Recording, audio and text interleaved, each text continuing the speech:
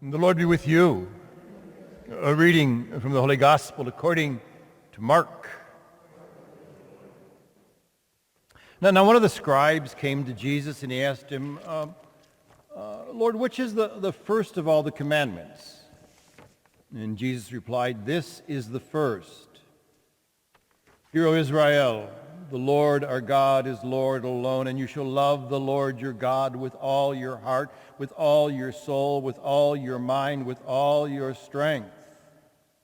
And the second is this: you shall love your neighbor as yourself.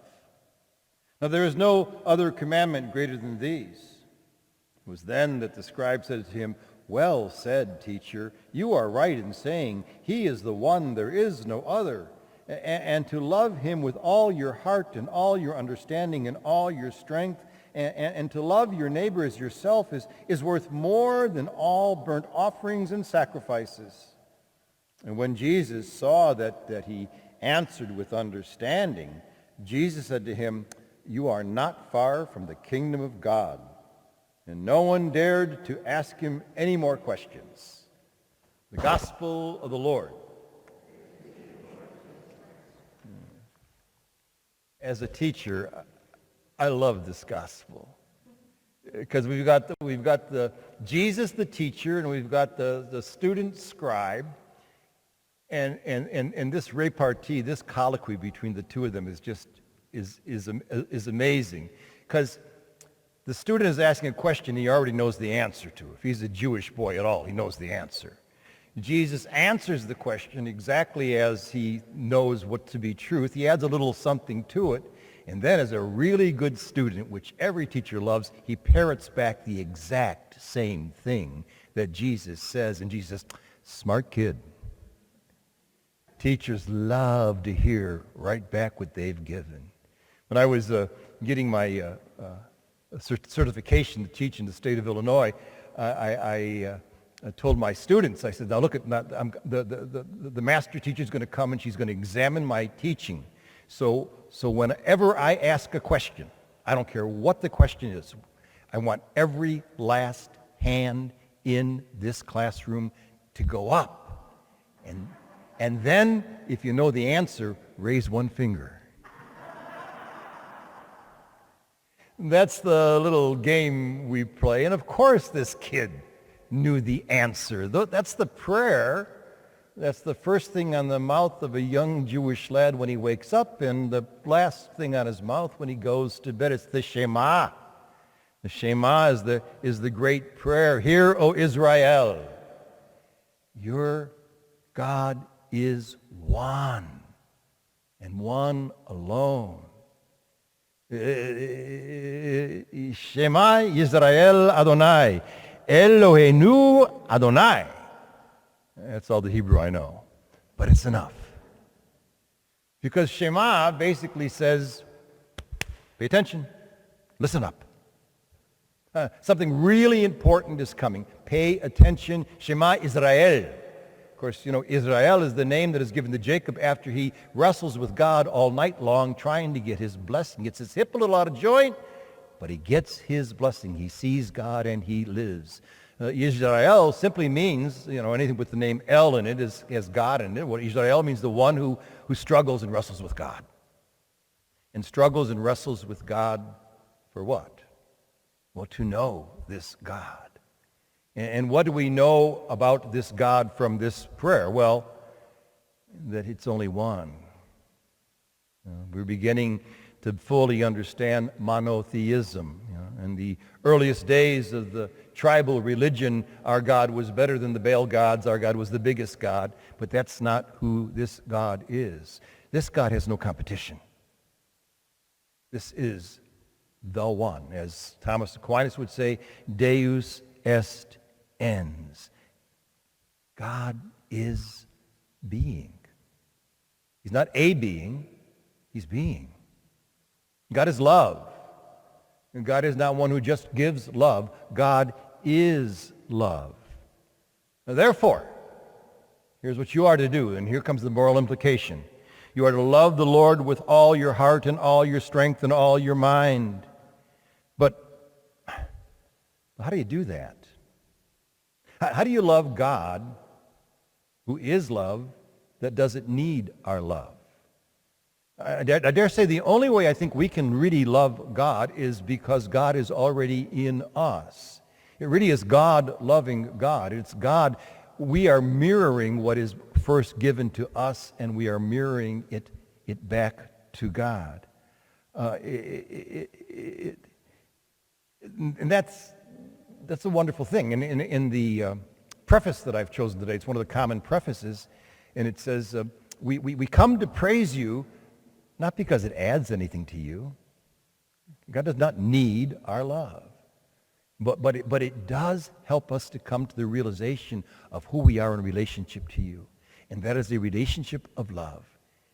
And I think when we come to that understanding, it's much easier to love God. But the second half of the command is the kicker. That's the one that we start to stumble. We continue to stumble over it. And the second half is to love your neighbor as yourself. We get the first part. The second part, as one of my seminarian friends once said when we were in the seminary, he says, I love humanity. It's people I can't stand. He says, I love you, Tony, on the ontological level. Existentially, you turn my stomach. We can love the idea that we are all called to be one, and we say these wonderful, glorious prayers, but when we get into the heart of the matter, when we're dealing with flesh and blood, it's not so easy. And yet, St. John says in his first letter, he says, anybody says, or he says worse than that, he says, if you say, it's really blunt, if you say you love God but hate your sister or brother, you're a liar. Full stop. You're a liar. Because how can you love God whom you cannot see when you can't love your sister or your brother whom you can see? And that's really hard. Because what do we see? What do we see in so much of humankind today?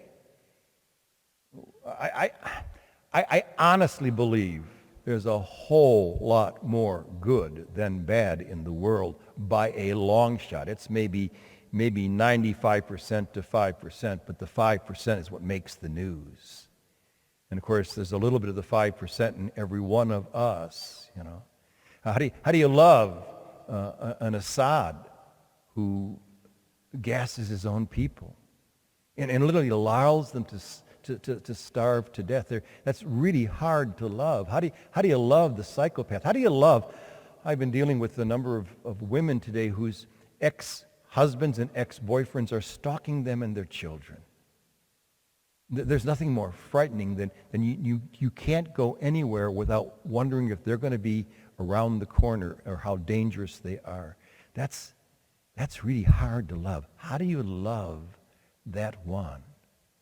And yet that seems to be the command. And I think, humanly speaking, if we are only dealing with the exterior and the external, that's almost impossible.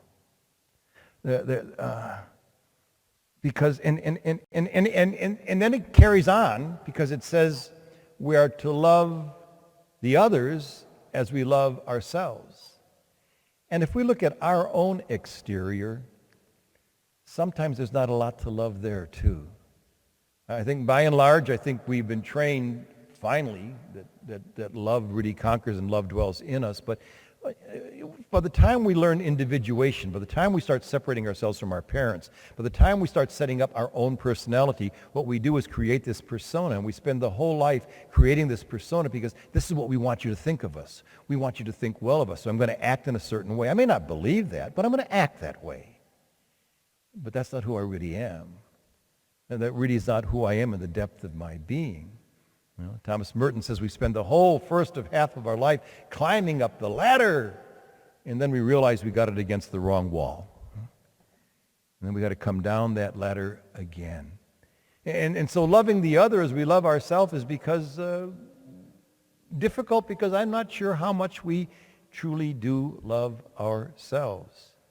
So what we see is the egoic person that we have spent the whole first half of our life projecting, building. What we are not seeing, and this is the important part, what we are not seeing is the deepest part of ourself, the truest part of ourself, or the deepest part and the truest part of the other. And that's the love that he's asking us to penetrate into. And that's the love that does not seem to come automatically. That's the love that we have to seek with. How? With all our heart, with all our soul, with all our mind. It's all. It's all.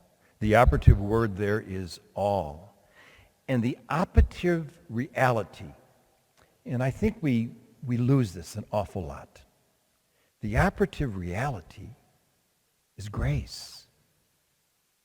God's constant pouring forth of God's goodness and mercy and forgiveness and love freely without having to earn it is grace. And we swim in grace. We don't realize that every moment is a moment of grace. Every word that comes out of our mouth is a moment of grace. And we're like Anthony DeMello used to say, we're like the two little fish in the middle of the Atlantic.